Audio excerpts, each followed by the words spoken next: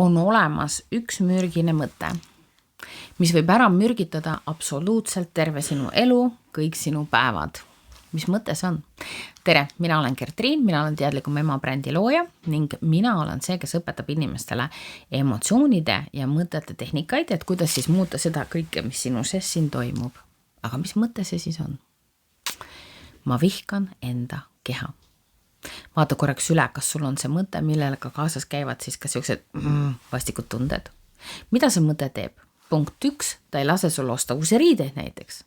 Punkt 2, sa jätad mõnda kohta minemata näiteks diskole, sellepärast et sa ei näe võib-olla kõige parem välja oma arust.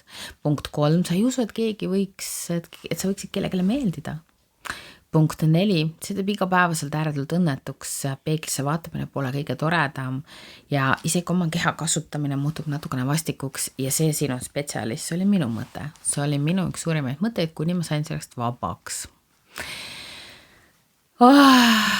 Et kui hea tunne see oli. Ja sellepärast ma õpetangi neid tehnikaid, siis ma tean, mida tähendab elada sellise mõttega. Ja ma tean, mida tähendab elada ilma selle mõtteta. Ja nii äge oleks, kui sa näeksid iseennast sama ilusana, kui mina sind näen. Sest kui mina vaatan täna inimesi, siis ma näen nende ilu.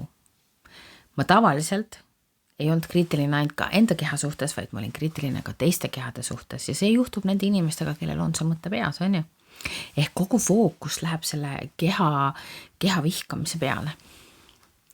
Aga seni, kuni me tegeleme selle asjaga, ei saa ju tegelikult elada. Nii et kui sul on see mõte peas ja sa oled kogenud neid piiranguid ja sa tahad sellest lahti saada, siis tehnikad on olemas. Ja mina olen sinu jaoks olemas teadlikumema.ee